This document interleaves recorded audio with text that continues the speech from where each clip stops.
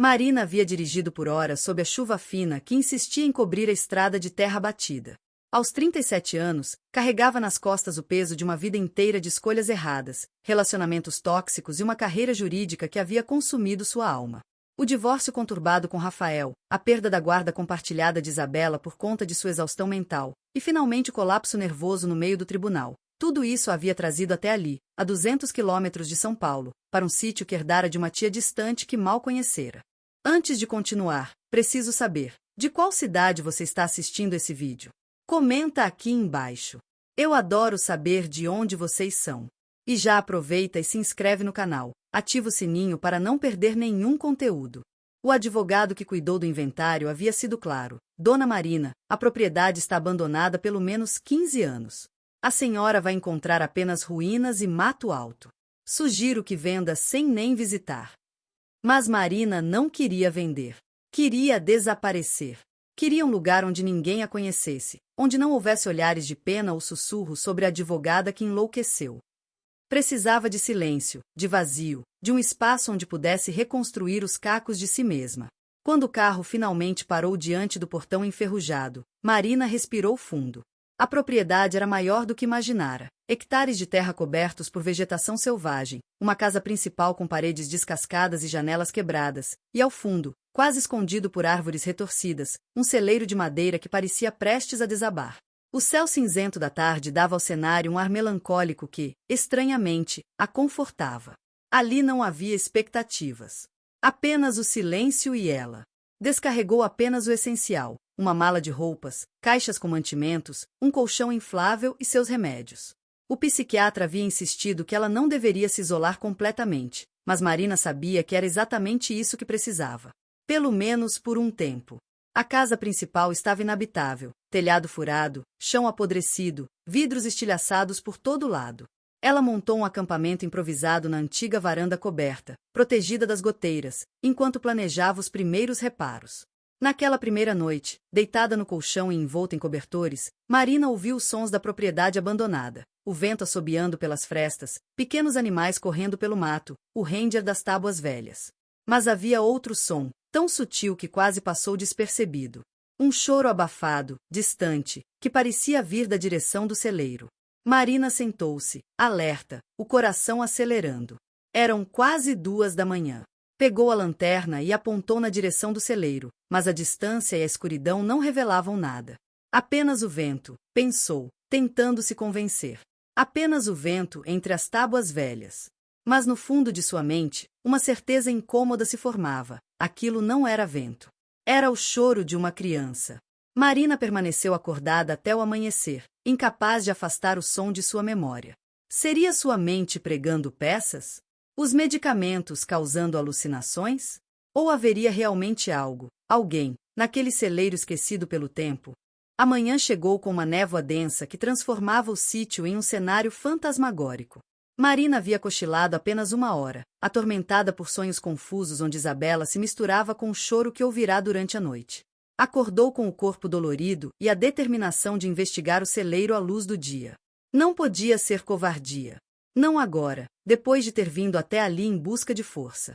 Calçou as botas de borracha que comprará para a ocasião e caminhou pelo caminho coberto de mato em direção à estrutura de madeira. De perto, o celeiro parecia ainda mais precário, tábuas soltas, telhado afundado em vários pontos, uma porta pendurada em apenas uma dobradiça. Marina empurrou-a devagar, e ela rangeu em protesto, abrindo para revelar um interior escuro e empoeirado. A luz fraca da manhã entrava em raios pelas frestas, iluminando pilhas de feno apodrecido, ferramentas enferrujadas penduradas nas paredes e o que parecia ter sido baías para animais. Olá! Marina chamou, sentindo-se ridícula. Sua voz ecoou no espaço vazio. Tem alguém aqui? Silêncio. Ela deu mais alguns passos, a lanterna agora acesa mesmo com a luz do dia, vasculhando os cantos. Ratos fugiram correndo, fazendo-a pular de susto. Teias de aranha cobriam cada superfície. Não havia sinal de presença humana recente. Talvez realmente tivesse imaginado tudo. Estava prestes a sair quando ouviu novamente, um soluço abafado, vindo de cima. Marina ergueu a lanterna e viu a escada de madeira que levava ao sótão do celeiro. Vários degraus estavam quebrados, e a estrutura não parecia confiável. Está bem, disse em voz alta, mais para si mesma do que para quem quer que estivesse lá em cima. Vou subir. Não vou te machucar. Pode descer se quiser. Testou o primeiro degrau com cuidado. Aguentou. O segundo também. O terceiro rachou sob seu peso, fazendo-a agarrar-se ao corrimão cambaleante. Com o coração disparado, Marina subiu mais 5 degraus até conseguir espreitar o sótão. E então viu. Encolhida no canto mais distante, entre fardos de feno velho e coberta por uma manta suja, estava uma menina. Não deveria ter mais de 6 ou 7 anos. Seus olhos enormes, escuros e assustados, fixaram-se em Marina. O rosto estava manchado de lágrimas e sujeira. As roupas, rasgadas e imundas. E mesmo na penumbra, Marina pôde ver que a criança tremia, de frio, de medo, ou ambos. Meu Deus, Marina sussurrou, todas as suas preocupações sobre sua própria sanidade evaporando instantaneamente. Menina, o que você está fazendo aqui? Cadê seus pais? A criança não respondeu, apenas se encolheu ainda mais, apertando a manta contra o corpo. Marina subiu o último degrau, movendo-se devagar, como se aproximasse de um animal ferido. Está tudo bem. Eu não vou te machucar. Meu nome é Marina. Como você se chama? Por um longo momento, apenas o silêncio. Então, uma voz fina e rouca, como se não fosse usada há muito tempo. Ana. A menina havia falado. E naquele instante, Marina soube que sua vida, sua tentativa de fuga, seu isolamento planejado, sua busca por paz, acabará de se tornar infinitamente mais complicada. Mas também sentiu algo que não experimentava há meses, um propósito claro e urgente. Esta criança precisava de ajuda. E Marina, destroçada como estava, ainda tinha forças para oferecer. Convencer Ana a descer do celeiro levou quase 1 hora. Marina teve que usar toda sua paciência e experiência de mãe, que pensava ter perdido junto com a guarda de Isabela. Falou suavemente, prometeu comida quente e um lugar seguro para dormir. Quando finalmente a menina concordou em descer, Marina percebeu que ela mancava da perna esquerda e tinha um ferimento no joelho, mal cicatrizado e provavelmente infectado. Há quanto tempo você está aqui, Ana? Perguntou Marina enquanto caminhavam lentamente em direção à casa. A menina não respondeu, mantendo os olhos fixos no chão. Seu corpo inteiro irradiava desconfiança. Na varanda, Marina improvisou um banho com a água que havia aquecido em uma fogueira externa. Ana resistiu no início, mas quando sentiu a água morna, seus ombros relaxaram visivelmente. Era como se não sentisse conforto há uma eternidade. Enquanto a menina se lavava atrás de um lençol que Marina improvisou como cortina, ela preparou sopa de legumes e pão. Quando Ana emergiu, enrolada em uma toalha limpa, Marina sentiu um aperto no peito. A criança era ainda mais magra do que parecia sob as roupas sujas. Costelas salientes, braços finos como gravetos, pele pálida marcada por arranhões e hematomas em vários estágios de cicatrização. Quanto tempo? Marina perguntou novamente, desta vez com mais urgência. Há quanto tempo você está sozinha? Ana pegou a tigela de sopa com as 2 mãos, como se temesse que fosse tirada dela. Comeu desesperadamente, derramando líquido pelo queixo. Não sei, respondeu finalmente. Muito tempo. Muitas noites. Marina sentiu um nó na garganta. Precisava chamar a polícia, serviços sociais, alguém. Mas não tinha sinal de celular naquele lugar remoto, e a cidade mais próxima ficava a 40 minutos de estrada ruim. Além disso, algo na expressão de Ana, puro terror quando Marina mencionou buscar ajuda, a fez hesitar. Você fugiu de algum lugar? Marina perguntou delicadamente. Ana assentiu, os olhos se enchendo de lágrimas novamente. De onde? A menina apontou vagamente para o norte. Da casa má. Do homem que gritava. O sangue de Marina gelou. Abuso. Tinha todas as características. E se ela levasse Ana de volta ao sistema agora, para onde a criança seria enviada? Para um abrigo superlotado? De volta para quem quer que a tivesse machucado? Naquela tarde, Marina limpou e enfaixou o ferimento no joelho de Ana com suprimentos limitados de primeiros socorros que trouxera. A menina chorou silenciosamente durante o processo, mas não tentou se afastar. Depois, Marina deu a ela uma de suas próprias camisetas limpas, que serviu como um vestido enorme, e criou uma cama improvisada ao lado da sua na varanda coberta. Você pode ficar aqui esta noite, disse Marina. Amanhã vamos decidir o que fazer. Está bem. Ana assentiu e, pela primeira vez, algo que poderia ser confundido com gratidão atravessou seu rosto. Naquela noite, Marina ficou acordada ouvindo a respiração irregular da criança ao seu lado. Ela sabia que estava cruzando uma linha perigosa. Abrigar uma criança desaparecida, porque Ana certamente devia ser procurada por alguém, poderia trazer consequências legais sérias. Mas a advogada dentro dela também sabia que o sistema estava quebrado, que crianças caíam nas rachaduras todos os dias, que às vezes a coisa certa e a coisa legal não eram a mesma coisa. Pela primeira vez em meses, Marina tinha uma decisão clara a tomar. E pela primeira vez desde seu colapso, sentia que talvez ainda houvesse um propósito para sua existência. Mas primeiro, precisava entender a verdadeira história de Ana.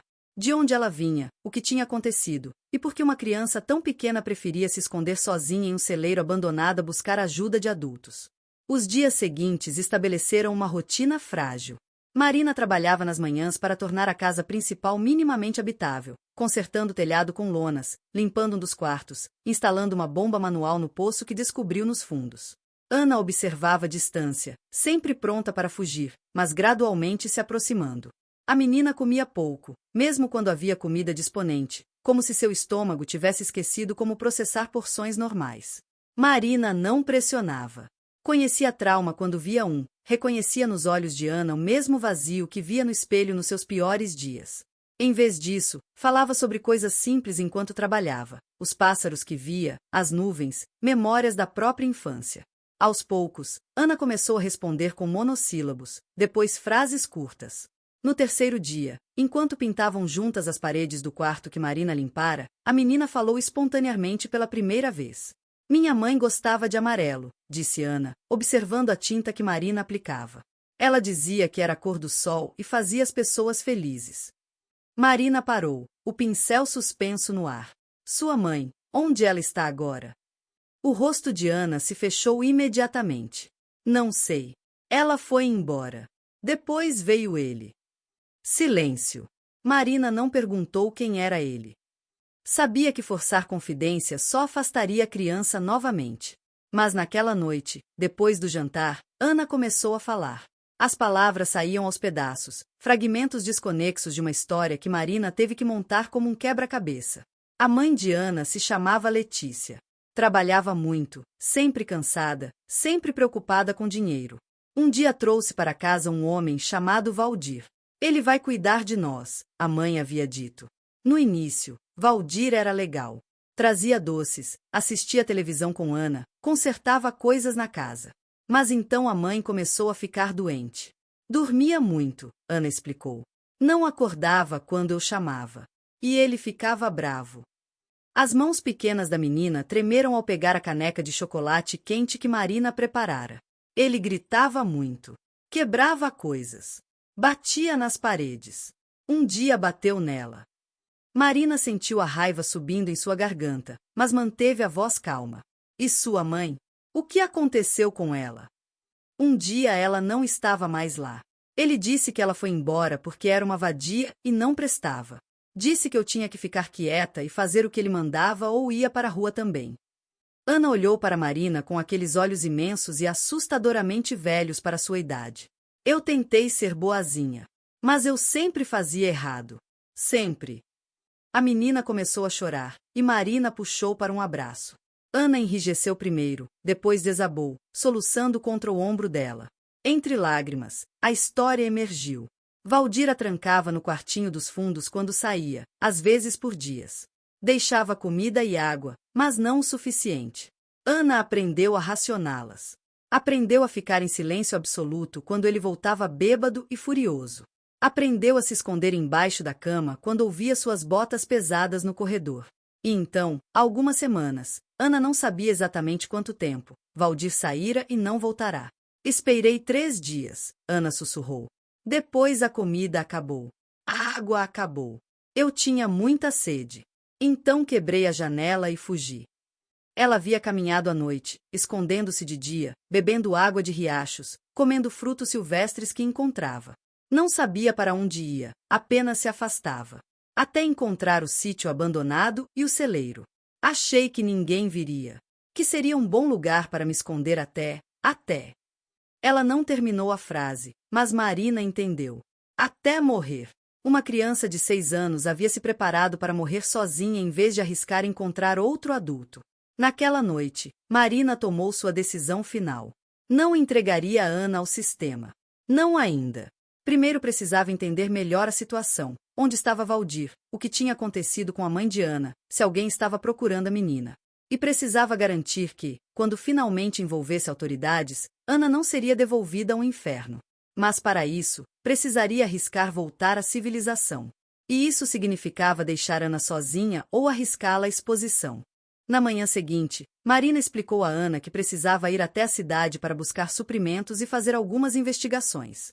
Viu o pânico imediato nos olhos da menina. Você vai me entregar, Ana acusou, recuando. Não, Marina disse firmemente. Prometo que não. Mas preciso entender melhor sua situação para te proteger de verdade. Precisa confiar em mim. Era muito pedir, ela sabia. Ana não tinha motivos para confiar em adultos. Marina fez uma oferta.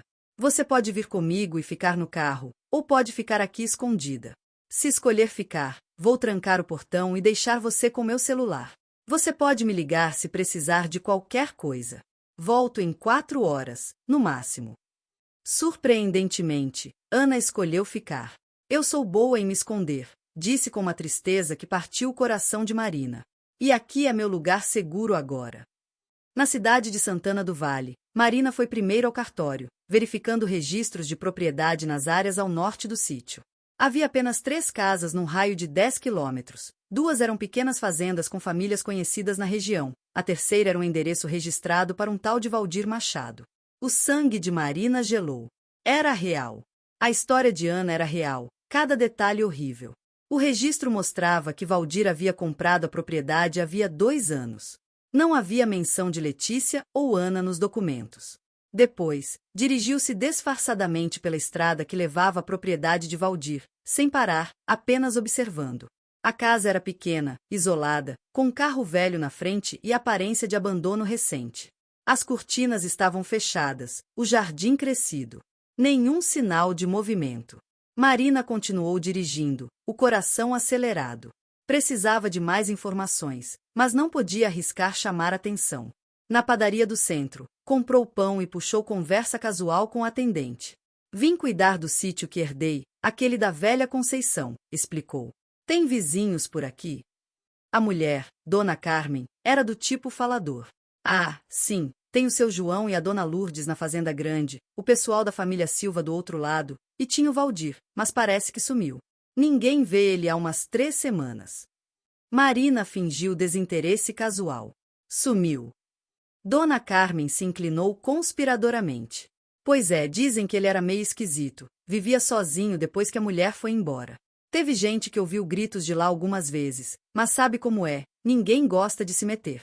Daí ele não apareceu mais no bar, não veio buscar as encomendas. O dono do mercadinho até foi lá ver, mas a casa estava fechada. Provavelmente foi embora sem avisar ninguém. E a mulher dele? Marina perguntou, mantendo o tom casual. Ah, aquela. Letícia alguma coisa. Chegou com ele, grávida, mas ficou pouco tempo. 1 ano, talvez? Depois sumiu. Ele disse que ela o largou, mas teve gente que achou estranho ela não levar a criança. Marina sentiu o estômago se revirar. Criança? Dona Carmen assentiu. Uma menininha. Pequenininha. Depois disso nunca mais vi a menina também. O Valdir dizia que ela estava com parentes, mas sabe-se lá. Marina comprou o que precisava e saiu rapidamente antes que fizesse mais perguntas suspeitas. No carro, suas mãos tremiam no volante. A história de Ana não era apenas verdadeira, era pior do que imaginara. Letícia havia desaparecido há pelo menos 4 anos. Ninguém tinha visto Ana em todo esse tempo. A menina havia sido mantida escondida, prisioneira, por anos. E agora Valdir também desaparecera. As possibilidades eram limitadas e todas perturbadoras. Valdir poderia estar procurando Ana. Poderia ter sido preso por algo não relacionado. Ou poderia estar morto. E quanto a Letícia? Marina não queria pensar nas possibilidades mais sombrias, mas sendo advogada criminalista, conhecia as estatísticas. Mulheres desaparecidas em relacionamentos abusivos raramente reapareciam vivas. Precisava de ajuda profissional, mas não podia envolver a polícia sem ter certeza absoluta de que Ana estaria protegida. Uma denúncia anônima, talvez? Mas isso arriscaria expor a própria Ana antes que Marina garantisse sua segurança.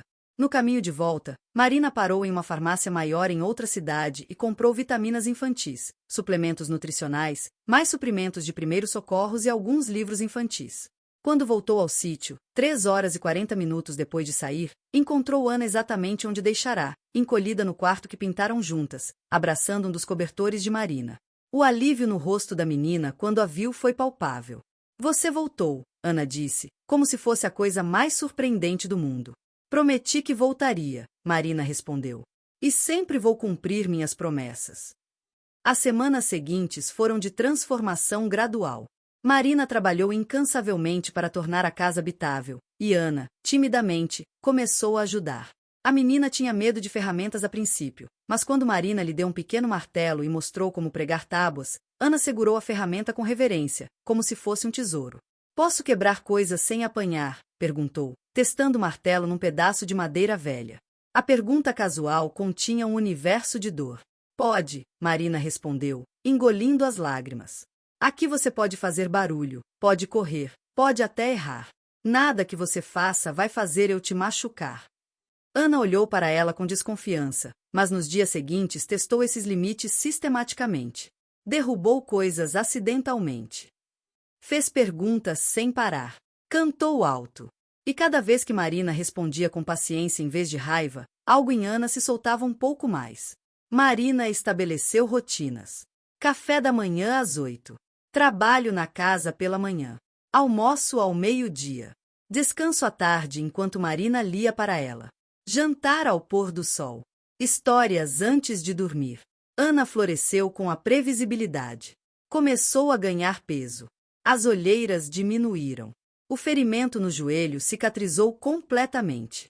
E ela começou a sorrir. Primeiro pequenos sorrisos hesitantes, depois gargalhadas genuínas quando Marina fazia palhaçadas ou quando um filhote de gambá apareceu na varanda uma noite. Mas as noites ainda eram difíceis. Ana acordava gritando, presa em pesadelos. Marina segurava, cantava canções de ninar que inventava, prometia que estava segura. Algumas noites, Ana falava entre lágrimas sobre memórias, a mãe penteando seu cabelo, o cheiro de bolo no aniversário de 4 anos, a voz de Valdir chamando Ana, cadê você? Em tom ameaçador. Marina ouvia tudo, arquivando cada detalhe, construindo mentalmente um caso que um dia precisaria apresentar. Um dia, enquanto reformavam o celeiro juntas, Marina decidirá transformá-lo em um espaço seguro em vez de deixá-lo como símbolo de trauma. Ana perguntou, por que você me ajuda? Marina parou, considerando a resposta honesta. Porque quando eu estava quebrada, pessoas me ajudaram. E porque você merece ser amada e protegida. Toda criança merece. Ana processou isso em silêncio. Você estava quebrada? Marina assentiu. Ainda estou, um pouco. Mas acho que estamos nos consertando juntas. Essa resposta pareceu satisfazer Ana. Naquela tarde, ela segurou a mão de Marina pela primeira vez voluntariamente enquanto caminhavam pelo sítio, explorando os limites da propriedade. Marina mostrou a ela onde corria um riacho limpo, onde cresciam árvores frutíferas selvagens, onde pássaros faziam ninhos. Ana absorvia tudo com fascínio, uma criança descobrindo um mundo que lhe fora negado. Mas a realidade não podia ser ignorada para sempre. Marina sabia que precisaria regularizar a situação de Ana eventualmente. A menina precisava de educação formal, cuidados médicos adequados, documentação. E Marina precisava saber o que havia acontecido com Letícia e Valdir. A advogada dentro dela não podia deixar isso sem investigação. Mas primeiro, precisava garantir que Ana estivesse forte o suficiente, física e emocionalmente, para enfrentar o que viria. Uma noite, Marina reuniu coragem para perguntar algo que a incomodava. Ana, você se lembra do seu sobrenome? Do nome completo da sua mãe? Ana franziu o senho, concentrando-se. Mãe era Letícia. Letícia Santos. Eu sou Ana Santos também, acho. Era um começo. Marina poderia pesquisar registros de pessoas desaparecidas, certidões de nascimento. Mas isso teria que esperar sua próxima ida à cidade. Por enquanto, tinha um celeiro para reformar e uma criança para continuar curando. Enquanto trabalhavam juntas, pintando as paredes internas do celeiro de um azul céu alegre, Marina percebeu algo. Ana estava cantarolando. Baixinho, uma melodia simples e infantil, mas era o som mais bonito que Marina ouvirá em meses. Significava esperança. Significava que talvez, apenas talvez, ambas pudessem encontrar cura naquele lugar. Mas Marina também sabia que a paz que construíam era frágil. O passado de Ana ainda as perseguia, e decisões difíceis se aproximavam inevitavelmente. Foi em uma tarde de quinta-feira, exatamente um mês após encontrar Ana, que o passado voltou batendo a porta, literalmente. Marina estava ensinando Ana a fazer pão quando ouviram o som de um carro se aproximando pela estrada de terra. Ana congelou instantaneamente, o terror voltando aos seus olhos. Vai para o quarto, Marina ordenou suavemente mas firmemente. Tranca a porta por dentro e fica quietinha. Não sai até eu chamar você, entendeu? Ana assentiu e desapareceu em segundos. Marina limpou as mãos na toalha e saiu para a varanda, coração acelerado. Um carro da polícia parou no pátio, e dela saiu um oficial mais velho, de uniforme impecável e expressão séria. Boa tarde. A senhora é a nova proprietária? Ele perguntou, consultando um papel Marina Tavares. Ela confirmou com um aceno, mantendo a expressão neutra. Toda sua experiência de tribunal voltou, aquela capacidade de esconder emoções atrás de uma máscara profissional. Sargento Moreira, ele se apresentou. Estou investigando o desaparecimento de um residente da região, Valdir Machado. Segundo registros, sua propriedade é a mais próxima da dele. A senhora viu ou ouviu algo incomum nas últimas semanas? Marina fingiu considerar. Não, sargento. Cheguei há poucas semanas e tenho estado ocupada com reformas. Este lugar estava abandonado há anos. Não recebi visitas nem ouvi nada estranho. Esse Valdir, há quanto tempo está desaparecido? Cerca de 5 semanas. Família em outra cidade denunciou quando ele parou de atender ligações. Marina sentiu algo se contorcer em seu estômago. Valdir tinha família? Espero que ele esteja bem. Ela disse com a sinceridade falsa que aprenderá em anos de advocacia. É um lugar remoto, muita coisa pode acontecer. O sargento concordou, olhando ao redor do sítio com curiosidade. A senhora está sozinha aqui? Não é perigoso para uma mulher? Estou acostumada a me virar, Marina respondeu. Além disso, vim exatamente para ter paz e solidão. O sargento assentiu, mas seus olhos escaneavam a propriedade. Marina podia ver o treinamento policial em ação, notando detalhes. Roupas pequenas secando no varal que ela esquecera de recolher, brinquedos improvisados que Ana criará com pedaços de madeira, 2 pratos no escorredor. Merda! A senhora tem filhos? Ele perguntou casualmente. Marina não hesitou. Uma filha. Isabela. Ela está com o pai esta semana. Era tecnicamente verdade, embora Isabela estivesse permanentemente com o pai agora. O sargento pareceu aceitar a explicação. Entendo. Bem, se vir ou ouvir algo sobre Valdir Machado, aqui está meu cartão. É importante encontrá-lo, ele é diabético e está sem medicação. Depois que o policial partiu, Marina ficou na varanda por longos minutos, processando a informação. Valdir tinha família. Estava desaparecido há 5 semanas, exatamente o período que Ana calculara estar fugindo. Era diabético e sem medicação. Isso explicaria por que não voltará para buscar Ana. Mas não explicava onde ele estava agora. Marina chamou Ana suavemente. A menina emergiu do quarto, pálida e tremendo. Era a polícia? Sussurrou. Marina assentiu. Mas não estavam procurando você. Estavam procurando Valdir. Ele desapareceu. Para sua surpresa, Ana não pareceu aliviada. Em vez disso, seu rosto se contorceu em uma expressão complexa, medo misturado com algo que Marina não conseguia identificar. Culpa. Ana. Marina se ajoelhou na frente da menina, segurando seus ombros delicadamente. Você sabe de algo sobre o desaparecimento de Valdir? A menina olhou para o chão, lágrimas começando a escorrer. Eu não queria. Ele estava dormindo. Eu só queria pegar comida da cozinha. Mas ele acordou e ficou bravo. Muito bravo. Marina sentiu seu sangue gelar. O que aconteceu, querida? Entre soluços, a história emergiu. Naquela última noite, Valdir voltará para casa bêbado e furioso. Ana estava trancada no quartinho, mas conseguia ouvir ele quebrando coisas, gritando sozinho. Eventualmente, ele desmaiou no sofá. Ana, desesperada de fome e sede após 2 dias sem comida adequada, conseguiu forçar a fechadura frágil do quartinho. Foi até a cozinha, pegou pão e água. Ele acordou, Ana sussurrou. Veio atrás de mim, gritando que eu era desobediente, que ia me ensinar. Eu corri. Ele correu também. Mas ele caiu. As lágrimas caíam livremente agora. Caiu nas escadas. Fez um barulho horrível. Ficou parado lá embaixo. Eu esperei, mas ele não levantava. Tinha sangue na cabeça dele. Marina abraçou Ana enquanto a menina tremia violentamente. Eu fiquei com medo. Achei que ele ia acordar e ficar mais bravo ainda. Então eu fugi. Fugi e não parei. Marina sentiu um turbilhão de emoções. Alívio. Valdir não estava procurando Ana. Horror. Um homem estava morto ou gravemente ferido, e uma criança de 6 anos havia testemunhado e fugido. E terror, porque isso complicava tudo imensamente. Se Valdir estava morto na casa, seria questão de tempo até encontrarem o corpo. E quando isso acontecesse, procurariam Ana. A menina seria considerada testemunha, possível suspeita, ou, na melhor das hipóteses, vítima que precisava ser resgatada.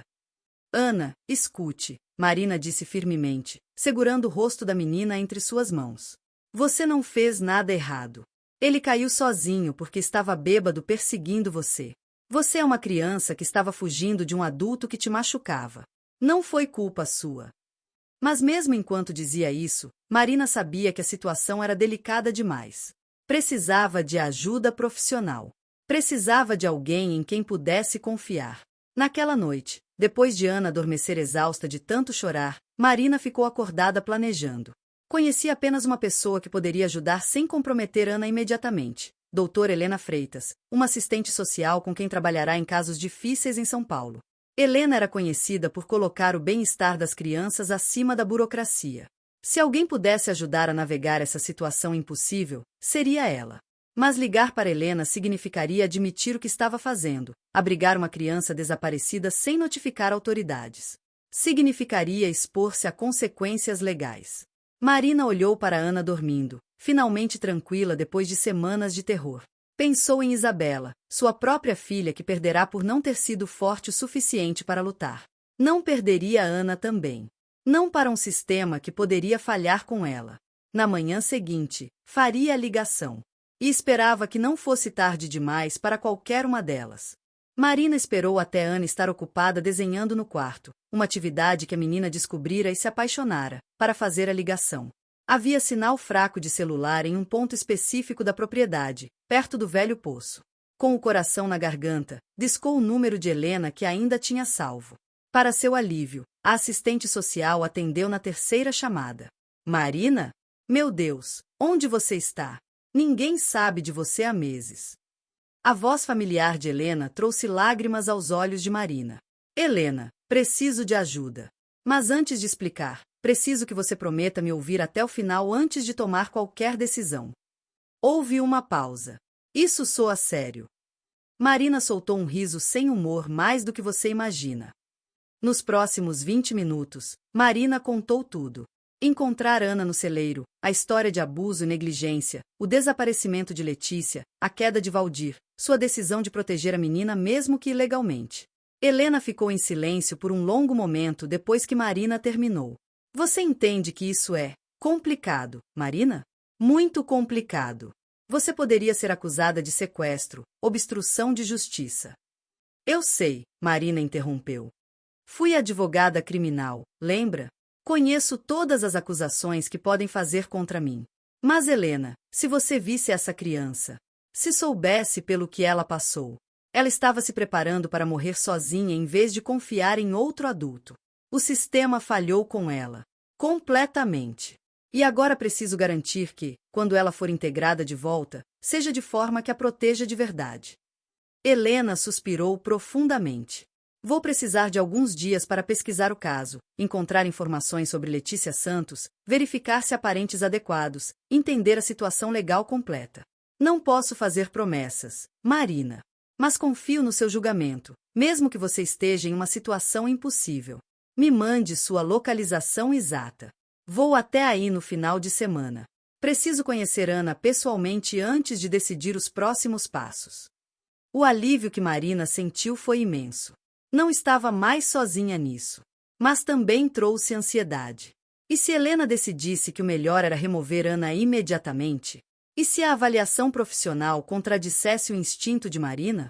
Ela voltou para casa com essas preocupações pesadas em sua mente, mas tentou escondê-las quando Ana correu para mostrar o desenho que fizera. Uma casa amarela com duas figuras de palito na frente, uma grande e uma pequena, ambas sorrindo. Os dias antes da chegada de Helena foram tensos. Marina preparou Ana da melhor forma possível. Uma amiga minha vai nos visitar. Ela é uma pessoa que ajuda crianças. É boa e gentil, prometo. Mas ela vai fazer perguntas sobre o que aconteceu com você. Você pode contar a ela a verdade, está bem? Não vai ter problemas por dizer a verdade. Ana parecia apreensiva, mas concordou, confiando no julgamento de Marina de uma forma que fazia o coração dela apertar. Quando Helena chegou no sábado à tarde, Marina viu imediatamente a surpresa em seu rosto ao observar a propriedade, já muito mais organizada e habitável depois de semanas de trabalho. E quando Ana apareceu timidamente atrás de Marina, Helena se ajoelhou ao nível da menina, mantendo distância respeitosa. Oi, Ana. Meu nome é Helena. A Marina me contou sobre você. Parece que vocês duas fizeram um trabalho incrível neste lugar. Ana observou Helena cuidadosamente, depois olhou para Marina em busca de confirmação. Marina assentiu encorajadoramente. Ela fez desenhos muito bonitos, Ana disse baixinho. Quer ver? E assim, com simplicidade infantil, o gelo foi quebrado. Nas próximas horas, Helena conversou com Ana, às vezes com Marina presente, às vezes sozinha. Não foi um interrogatório, mas uma conversa gentil onde Ana compartilhou sua história em seu próprio ritmo. À noite, depois de Ana dormir, Helena e Marina sentaram na varanda sob um céu estrelado. É pior do que você descreveu, Helena disse calmamente. Aquela criança foi torturada psicologicamente por anos. O nível de negligência e abuso. Marina, é milagre ela estar tão funcional quanto está. Marina sentiu lágrimas queimarem seus olhos. Então o que fazemos? Qual é o próximo passo? Helena puxou alguns papéis de sua bolsa. Fiz minha lição de casa. Letícia Santos foi oficialmente declarada desaparecida há 3 anos. Família dela, os avós de Ana, registraram queixa, mas as investigações não levaram a nada. Valdir alegou que ela abandonou a filha e fugiu. Não havia provas do contrário. Quanto aos avós, eles tentaram obter guarda de Ana na época, mas Valdir apresentou documentos falsos alegando que Letícia lhe dera guarda exclusiva antes de desaparecer. E agora? Marina perguntou. Helena respirou fundo.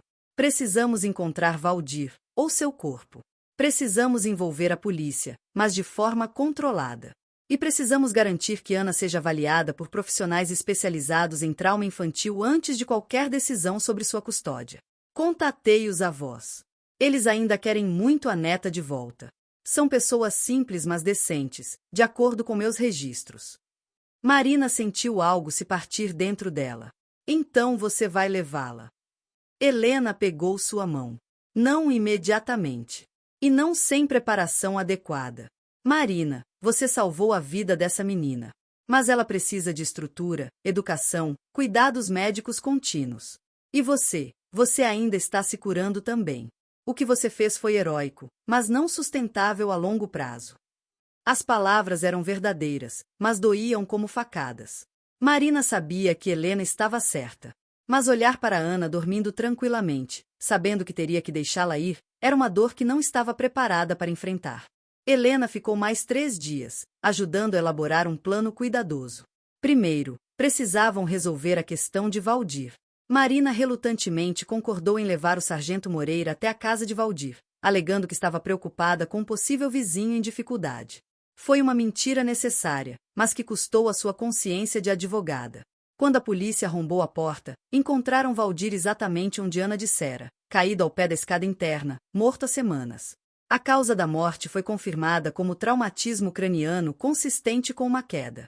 Encontraram também evidências perturbadoras. O quartinho onde Ana era trancada, com travas do lado de fora, um caderno onde Valdir registrava punições, fotos de Letícia escondidas em uma gaveta, com data de 3 anos atrás. O caso explodiu na pequena comunidade. A investigação expandiu, buscando qualquer rastro de Letícia. E então, em uma reviravolta que ninguém esperava, encontraram. Não Letícia viva, mas seu corpo, enterrado no quintal da propriedade de Valdir.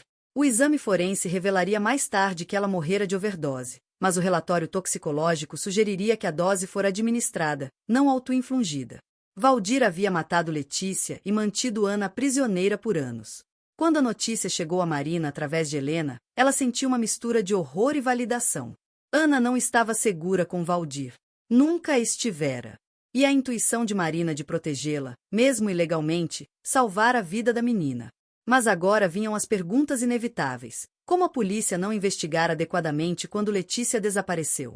Por que os avós não conseguiram acesso à neta? Por que ninguém notou que uma criança desaparecera completamente? A mídia regional pegou a história. Menina mantida em cativeiro por anos descobre liberdade após morte de captor. Os jornalistas queriam entrevistas, queriam fotos de Ana. Helena e Marina formaram uma barreira protetora, recusando tudo. Ana não era uma história sensacionalista. Era uma criança que precisava de paz para se curar. Os avós de Ana, seu Francisco e Dona Marli, fizeram a longa viagem até o sítio. Marina os recebeu com apreensão, estudando-os cuidadosamente. Eram pessoas simples da zona rural, na casa dos 60 anos, com mãos calejadas de trabalho e olhos cheios de dor. Nossa Letícia, Dona Marli chorou. Nossa menina. Ele matou nossa menina. Seu Francisco segurava a esposa, os próprios olhos vermelhos. E a pequena Ana, não conseguimos salvá-la a tempo. Marina os deixou chorar antes de falar. Vocês querem conhecê-la? Ela está frágil. Vai precisar de muito tempo e paciência. Dona Marli enxugou as lágrimas. Faremos qualquer coisa. Qualquer coisa. Só queremos nossa neta de volta, dar a ela o amor que não conseguimos dar quando ela precisava. Havia sinceridade absoluta em suas palavras. O primeiro encontro foi cuidadosamente orquestrado por Helena. Ana, preparada por Marina durante dias, conheceu os avós na sala reformada da casa. Ela não se lembrava deles, tinha apenas 2 anos quando Letícia desapareceu com Valdir. Mas Dona Marli trouxe fotos, mostrou a Ana imagens de Letícia criança, adolescente, grávida e feliz. Sua mãe te amava muito, Dona Marli disse suavemente. Ela se perdeu. Mas tentou te proteger até o fim. E agora vamos te proteger por ela. Ana olhou as fotos por longo tempo, dedos traçando o rosto sorridente da mãe. Ela era bonita, sussurrou. Eu lembro do cheiro dela. Flores. Dona Marli soluçou. Jasmim. Ela sempre usava perfume de jasmim. Foi um momento de conexão frágil mas real. Nas visitas seguintes, Ana foi gradualmente se abrindo. Os avós traziam histórias de Letícia, traziam amor sem pressão, respeitavam os limites que Ana estabelecia. Marina observava tudo com o coração partido mas esperançoso. Ana merecia essa família. Merecia raízes, história, pessoas que a amariam incondicionalmente. Mas ainda havia a questão legal de Marina. Helena chamou para uma conversa privada uma noite. A polícia sabe que Ana estava aqui. Oficialmente, você encontrou uma criança desaparecida e a protegeu enquanto garantia sua segurança antes de reportar.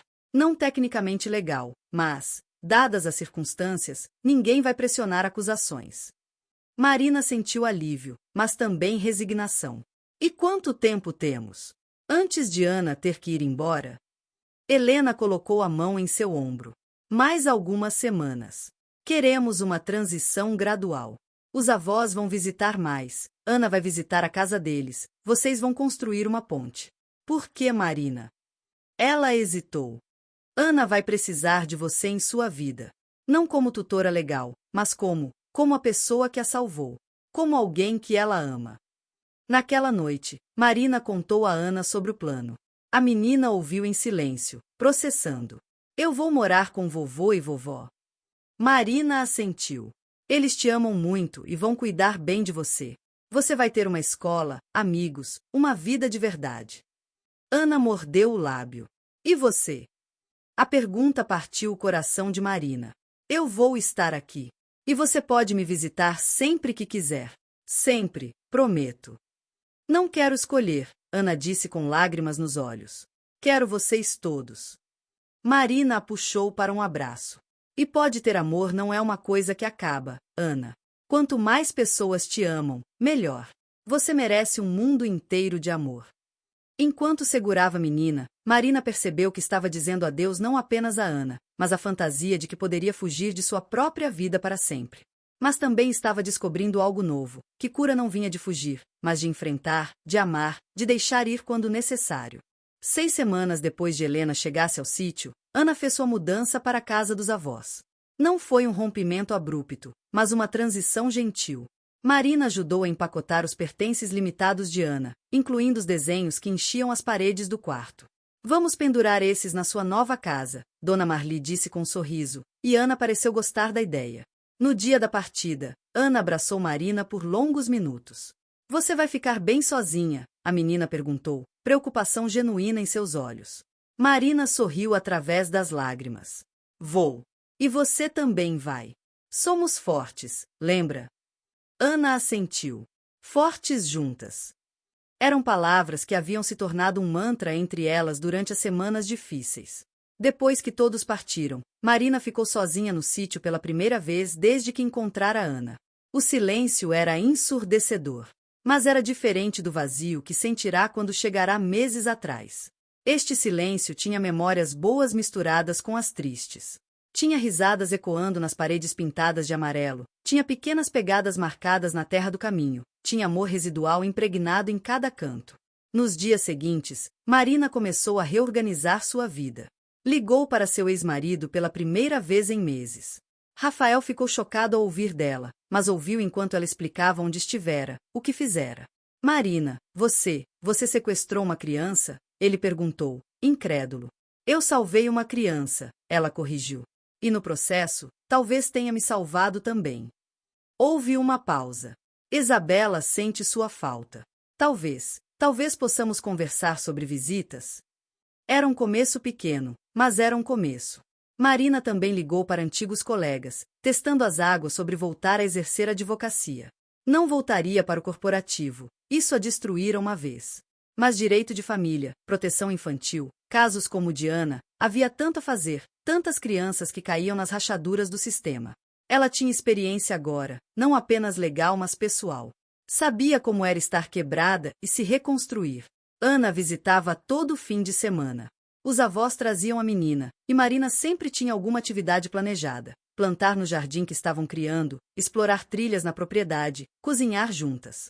Ana estava diferente a cada visita, mais preenchida, mais animada, contando histórias da escola nova e dos amigos que estava fazendo. Mas sempre guardava tempo para ficar em silêncio com Marina, apenas existindo uma ao lado da outra, aquela conexão profunda que trauma compartilhado e cura conjunta criavam. Em uma dessas visitas, 3 meses após a mudança, Ana trouxe algo especial. Fiz isso na escola, ela disse, estendendo um papel. Era um desenho mais elaborado que os anteriores. A casa amarela ainda estava lá, mas agora havia 3 figuras na frente. Uma grande, Marina, uma média, ela mesma, e 2 pequenas ao lado, os avós. E acima de tudo, desenhado com capricho especial, um sol amarelo brilhante. É a gente, Ana explicou. Minha família toda. Marina não conseguiu segurar as lágrimas. É lindo, querida. Está perfeito. E era. Porque a vida raramente era arrumada ou seguia as regras esperadas. Às vezes a família que você precisava não era a que nascerá, mas a que encontrara pelo caminho. Às vezes salvar alguém significava deixá-la ir. E às vezes fugir do passado te levava exatamente onde você precisava estar para enfrentá-lo. Helena visitou também, trazendo notícias. O caso de Valdir estava encerrado, oficialmente morto em acidente doméstico, enquanto perseguia uma criança que mantinha em cativeiro. O assassinato de Letícia resultara em investigação post-mortem que revelara falhas sistêmicas graves. Mudanças estavam sendo implementadas para melhor rastrear crianças em situações de risco. Seu nome surgiu várias vezes, Helena disse. Querem sua perspectiva sobre como melhorar os protocolos. Interesse em se envolver? Marina considerou. Meses atrás, teria recusado, incapaz de encarar qualquer coisa além de seu próprio colapso. Mas agora, sentada na varanda da casa que reformara, no sítio que transformará de lugar de fuga em lugar de cura, sentiu algo diferente. Propósito. Sim, ela respondeu. Sim, quero ajudar. Porque tinha aprendido que cura verdadeira não vinha de se esconder, mas de transformar dor em ação significativa. Naquela noite, depois que todos foram embora, Marina caminhou até o celeiro. Já não era mais o lugar sombrio onde encontrara Ana meses atrás. Agora tinha paredes pintadas de azul céu, janelas limpas deixando entrar luz, ferramentas organizadas e um pequeno espaço acolhedor onde ela e Ana ainda conversavam durante as visitas. Transformará o lugar do maior trauma de Ana em algo novo, algo bonito. Ela pensou em como chegará ali, quebrada, fugindo, procurando desaparecer. Pensou em Ana, uma criança de 6 anos que sofrerá horrores inimagináveis mas ainda encontrara coragem para confiar novamente. Pensou em Isabela, que talvez pudesse ter uma mãe de verdade de volta em sua vida. Pensou em Letícia, que nunca teria chance de ver a filha crescer, mas cujo amor ainda vivia na memória de Ana. A vida não havia dado a Marina o recomeço simples que planejara. Dera-lhe algo muito mais complicado, mais doloroso, mas também infinitamente mais valioso. Dera-lhe propósito através de outra alma perdida. Dera-lhe força através da necessidade de ser forte para outra pessoa. Dera-lhe cura através do ato de curar. Marina olhou para o céu estrelado, o mesmo que olhara na primeira noite de terror e confusão quando ouvirá o choro de Ana. Obrigada, ela sussurrou para o universo, para o destino, para qualquer força que tivesse trazido aquela criança a ela. Obrigada por me lembrar de quem eu posso ser. E no silêncio da noite rural, entre as árvores sussurrantes e o canto de grilos, Marina sentiu pela primeira vez em anos algo que pensara ter perdido para sempre: esperança. Não a esperança ingênua de que tudo ficaria perfeito, mas a esperança madura de que mesmo das ruínas mais profundas, algo novo e belo poderia crescer. Que fugir do passado às vezes te levava ao encontro do futuro que precisavas construir. E que às vezes, salvar outra pessoa era exatamente o que você precisava para se salvar. O celeiro permaneceria ali, não mais como símbolo de abandono e medo, mas como testemunho de transformação. E Marina permaneceria também, não mais fugindo, mas finalmente pronta para viver. Com cicatrizes, sim. Com memórias dolorosas, certamente. Mas também com amor, propósito e a certeza silenciosa de que tinha feito algo importante. Tinha dado a uma criança perdida uma segunda chance de vida. E no processo, encontrar a sua própria.